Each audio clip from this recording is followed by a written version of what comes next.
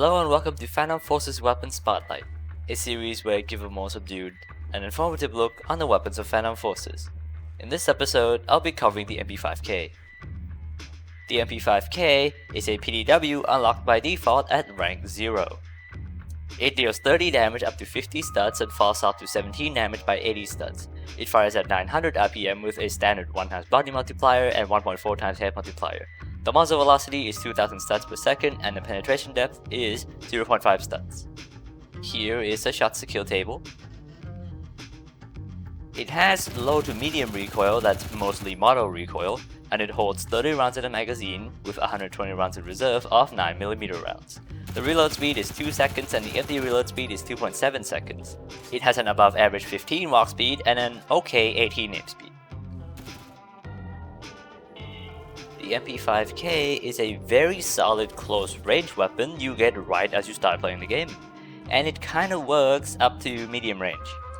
Because of its high fire rate, the MP5K is a great fit for close range use, and it's competitive all things considered.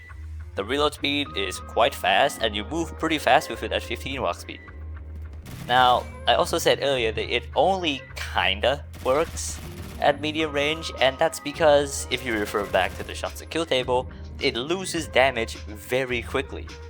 It still sort of works at medium range due to the high fire rate and low recoil, but yeah, it might take a while to kill someone if they don't run away first. Finally, don't even think about using this at long range. You hit like a wet noodle and you don't have that much muzzle velocity to begin with. How I normally use the MP5K is to just rush in and play aggressively. You have 15 walk speed, so you should use all of it to get into good range. I'd say this is a solid B tier weapon. The 10mm auto conversion increases both your damage and recoil. It now deals 35 damage up to 50 studs and falls off to 18 damage by 110 studs. The muzzle velocity is reduced to 1500 studs per second, and the penetration depth is increased ever so slightly to 0.8 studs. Here is a shots to kill table.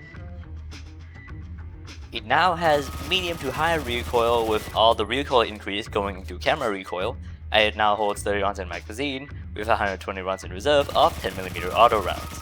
Everything else here remains the same. This conversion goes all in to close range effectiveness. You can 3-shot kill to the body now, and for a weapon that fires this quickly, that's really good. Your medium range effectiveness is still iffy though. The damage fall off is slower now, but you also have pretty significantly more recoil. You still hit like a wet noodle at long range though, and your muzzle velocity is even worse now. Definitely take this on small maps like Metro and Bazaar.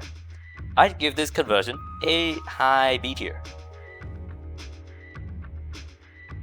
The MP5K stock reduces rotational kick, but increases your camera kick, your recoil displacement, and reduces your aim speed, plus it also might increase transitional kick. This attachment sounds good in the description, but it's not a straight upgrade. It's more of a different recoil profile. It does pretty much eliminate rotational kick, which is where a lot of the recoil comes from, and that's great. The recoil increase in your camera recoil doesn't feel bad either. The tricky thing here is that I think it increases transitional kick. It's not in the stats panel, and what it does is it kicks your entire gun upwards, making it a little hard to aim with things like iron sights.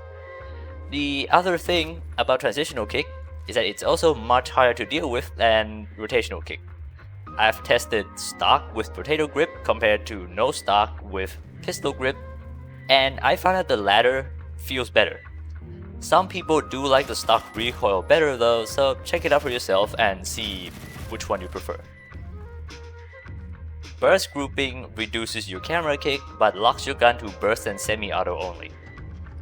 Since the MP5K doesn't have much recoil by default, and also since it can't 3-shot kill to the body by default, I very much do not recommend this for default ammo.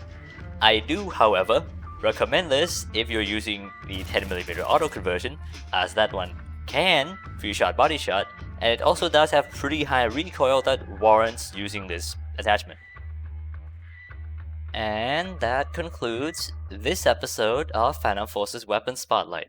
If you enjoyed this video, please leave a like and subscribe to the channel as it helps a lot.